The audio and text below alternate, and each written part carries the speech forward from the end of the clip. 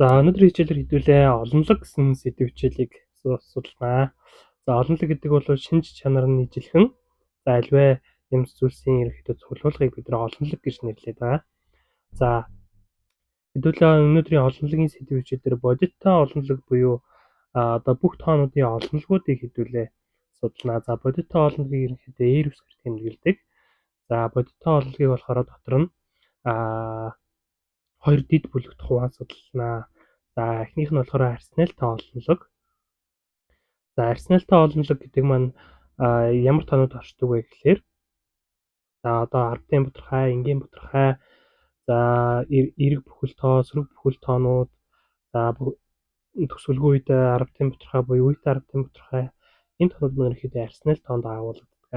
За арсенал тоон дотроо дахин дид бүлэг байдаг. Энэ дид бүлэг маань юу юм бэ гэхээр бүхэл тоо олонлогуудыг ерөнхийдөө арсенал тооны дид олонлог байдаг байна. За арсенал тооны бүх дид олонлогийн за эрэг бүхэл тоонууд буюу за нэгээс хязгаар хүртэл үргэлжлэдэг эдгээр тоонуудыг бид нар натуралтай олонлог гэж нэрлэдэг. Аливаа зүйлсийг дугаарладаг тоо олонлогийг натуралтай олонлог гэж нэрлэдэг байна. За тэгэхээр бодиттой олонлогийн маань эхнийх нь арсенал тоо олонлог, за нөгөөх нь болохоор эр арсенал тоо олонлог гэж ерөнхийдөө хоёр хэсэгт хуваагддаг. За эр арсенал тоо олонлогийг л ерөнхийдөө C-үсгээр тэмдэглэдэг. За эр арсенал тоо гэдэг нь юу гэсэн үг юм бэ гэхээр ерөнхийдөө бол ямар нэгэн төгсгөлгүй үргэлжилдэг ардын бодорхай за давтагдж байгаа үе байхгүй энэ тоонууд ерөнхийдөө бол эр арсенал тоо гэж ерөнхийдөө эр арсенал тоо олонлогт ерөнхийдөө харьяалагддаг. Эр арсенал тоо гэдэг нь бидний хамгийн анхнаар бол за язгуураас чөлөөлөгддөг язгуур дээр оршиж байгаа энэ тоонуудыг хэдүүлээ эр арсенал тоо гэж ерөнхийдөө ойлгох болно гэсэн. За тэгэхээр эр арсенал тооноос язгуураас чөлөөлөгддөгөөс бусад тоонууд маань ерөнхийдөө бол арсенал тоо байх нэ гэсэн. За одоо бидний мэдих PE гэх тоонууд маань ерөнхийдөө төгсгөлгүй давтагддаггүй энэ тоонууд маань эр арсенал тоо олонлогтой харьяалагддаг байна. За хэдүүлээ одоо тоо олонлогийг одоо хэрхэн завсарт нэрлэх үү, хэрхэн тэмдэглэх үү гэдгийг ерөнхийдөө үзье. За тэгэхээр AB төгсгөлт хэрчимт за одоо энэ тоо олонлог ерөнхийдөө хэрхэн тэмдэглэх вэ гэхээр за одоо А гэдэг тоо маань X гэдэг тоо маань ерөнхийдөө A гэдэг тооноос их байх ёстой. Харин B гэдэг тооноос бага байх ёстой гэсэн энэ нөгөөдөл төр хэдүүлээ жишээ авъя. За жишээ нь хэм бол X нь 2-оос их буюу тэнцүү. За 5-аас бага буюу тэнцүү гэж. За одоо энд ерөнхийдөө бол бас хязгааргүй олон тоо оршин байгаа. За тэгэхээр энийг болохоор тоон шулуун дээр хэрхэн тэмдэглэх вэ гэхээр за одоо X маань 2-той тэнцэж болж байгаа учраас одоо яг энэ A-гийн дээдлийн энэ цэг маань ерөнхийдөө битүү будагдсан байгааг маш сайн анхааралтай харах хэрэгтэй. За B гэдэг тоотой бас тэнцэж болох учраас энэ B цэгийн дээдлэлд байгаа энэ цэгийн тэмдэглэгээ маань битүү будагдсан байгаа гэдгийг маш сайн анхааралтай харах хэрэгтэй. За тэгэхээр юу гэсэн үг юм бэ гэхээр X гэдэг тоо маань 2-той тэнцүү байж болно, X гэдэг тоо маань 5-той тэнцүү байж болно гэдгийг ерөнхийдөө ойлгох гэсэн. За тэгэхээр X 2 болон 5 гэсэн 2 тоо маань хоёулаа их буюу тэнцүү бага буюу тэнцүү гэсэн тэмдэглэгээтэй байгаа учраас хаалт нь ерөнхийдөө хоёулаа дотгошоо гарна гэсэн. За дараагийнх нь А-гаас Б хүртэлх задгай завсар. Задгай завсар гэж юу гэрлэхэд байгаа юм бэ гэхээр энд ерөнхийдөө бол өмнөх энэ хэлбэрээсээ юугаар ялгаатай байна вэ гэхээр X нь A-д тэнцэж болохгүй, X нь B-д тэнцэж болохгүй гэсэн утгатай. Ерөнхийдөө бол X гэдэг тоо нь A-гаас эрс их байх ёстой, A-д тэнцүү байх ёсгүй л гэсэн. За тэгэхээр энэ А болон B цэгүүдийн дээдлийн тэмдэглэгээнүүд маань ерөнхийдөө бол задгай хоосон хэлбэртэй байна гэсэн. За тэгээд мөн хаалтууд нь гадагшаага харсан байгаа маш сайн анхааралтай харах хэрэгтэй. За хэрвээ нэгтэл нь одоо тэнцэж болоо нэгтэл нь тэнцэж болохгүй байгаа тохиолдолд яах вэ? Яг тэнцэж болж байгаа талынхаа дээдлийг битүү хэсгээр бутна. Та тэнцэхгүй гэсэн талынхаа хэсгийг болохоор задгай хэсгээр будна гэсэн. За ерөнхийдөө бол за тэгээд ийм тэмдэглэгээтэй буюу одоо их буюу тэнцүү байгаа тэмдэглэгээтэй байгаа тохиолдолд хаалт нь гадагшаага харна. Хаалт нь дотгошоогоо харна. Тэнцэхгүй буюу эрс бага гэсэн ийм тэмдэглэгээтэй байгаа тохиолдолд хаалт нь дотгошоогоо харна гэдгийг маш сайн ойлгож авах хэрэгтэй гэсэн. За энэ маань одоо өмнө жишээд ижлэг X нь A-д тэнцэхгүй мөртлөө X нь B-д тэнцэж болно гэх юм бол тэнцэхгүй талынх нь цэгийн тэмдэглэгээ нь хоосон, тэнцэх талынх нь цэгийн тэмдэглэгээ нь битүү будагдана. За мөн тэнцэхгүй талын хаалт нь гадагшаага харна. Тэнцэх талын хаалт нь дотгошоогоо харна гэсэн. За эхлэлдээ цацраг гэж нэрлэдэг байгаа.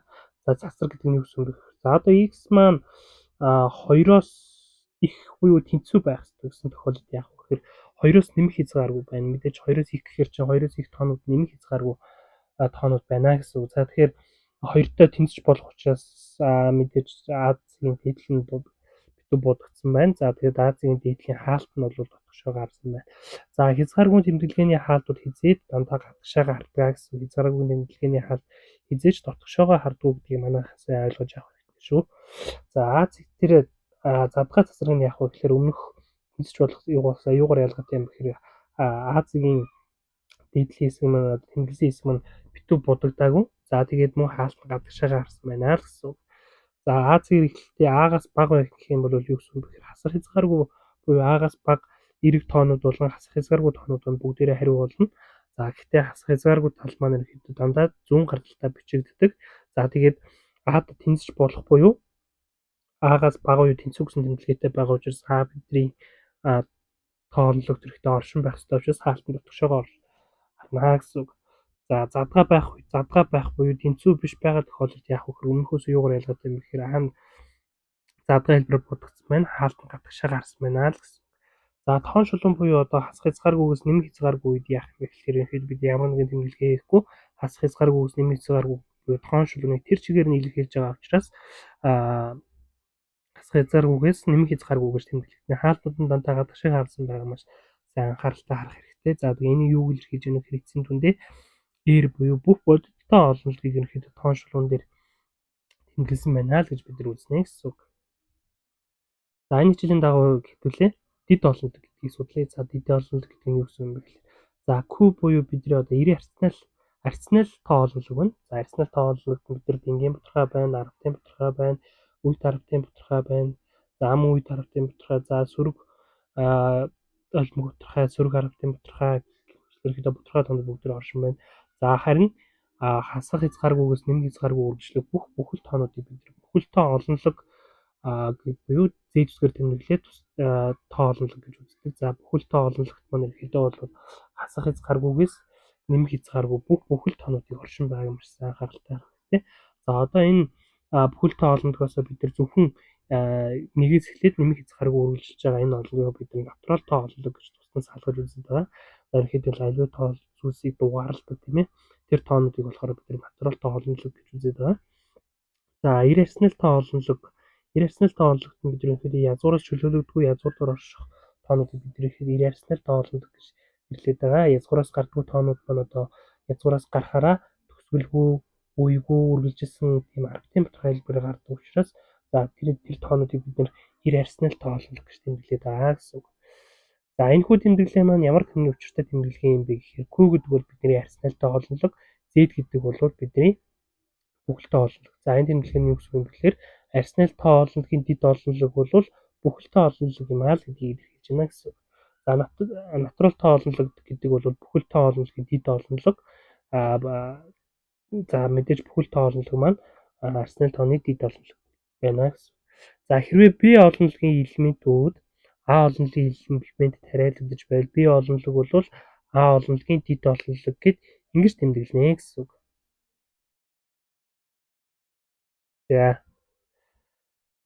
За энэ хичээлийн дагаа хэдүүлээ хэдэн жишээ бодлого ярилцъя. За 4 хуваахад 3 үлдэгдэл гаргадаг натурал тоо олонлогийг элементүүдийг бичээрэй гэж. За тэгэхээр 4 хуваахад 3 үлдэгдэл гаргадаг тоонуудыг хэдүүлээ бичье. За тэгэхээр хамгийн ихний хэмжээ нь бол за 4 хуваахад 3 үлдэгдэл натурал тоо олонлогийн хамгийн ихний тоо бол 7-г 4 хуваахад 3 үлдэгдэл өгнө. За 11 15 19 гэх мэтчлэн ерөөдөө бол үргэлжлэнэ. За тэгэхээр энэ тоонууд маань ихэд хязгааргүй үргэлжлэх учраас бид энэ тоонуудыг одоо хязгааргүй тэмдэглэх боломжгүй элементүүдийг бичих боломжгүй. Тэгэхээр за үүнийг хэрхэн тэмдэглэх вэ гэдгийг тайлбарлаж өгье. За тэгэхээр энэ C гэдэг бол бид нар одоо дурын одоо 4 хуваагдсан энэ тоо олонлогоо ерөөдөө дурын латин том үсгээр тэмдэглэж өгч байна гэсэн үг. За K гэдэг маань ерөөдөө юу гэсэн үг юм бэ гэхээр натурал тоо олонлогоос элементээ авдаг. За тэгэхээр 4 дээр нэмэх нь 3 буюу одоо натурал тоо олонлогоос олонлогийн дагуу одоо 4-ийг үржих нь K дээр нэмэх нь 3 энэ томьёоны дагуу ихдээ бүх 4 тухайд 3 үлдэгдэл гардаг тохиолдол мань гарна гэсэн. За жишээ нь гэх юм бол К нэг үед 4-ийг хүрчих нь 1 нэмэх нь 3 буюу манай 7 гарч ирнэ. За К нь 2 үед бол 8 дээр нэмэх нь 3 гээд 11. За К нь 3 үед 12 дээр нэмэх нь 3 тэнцээ 15 гээд ерөнхийдөө бол бүх одоо энэ 4 тухайд 3 үлдэгдэл гардаг тохиолдлуудын маань энэ томьёогоор ерөнхийдөө бол энэ илэрхийлэлээр ерөнхийдөө олох боломжтой гэсэн. За энэ бол ерөнхийдөө бол 4 тухайд 3 үлдэгдэл гардаг бүх натурал тооллыг ерөнхийдөө ийм тэмдэглэгээр тэмдэглэнэ гэсэн үг. За дараагийн жишээ нь болохоор 3 тухайд бүх тооны олонлогуудыг бичээрэй. 3 хуваагддаг бүх натурал тоо олонлогуудыг бичээрэй гэж. За тэгэхээр энийг хэрхэн тэмдэглэх вэ гэхээр за дурын ийм үсгээр хэдүүлээ. Натурал тоо олонлогоо ерөнхийдөө тэмдэглэчээ. За тэгээд 3-ыг үржих К буюу К натурал тоо байх ёстой. Тэгэхээр 3-аар үржигдсэн бүх натурал тоонуудыг эргээд 3 хуваахад бол 3 хуваагдана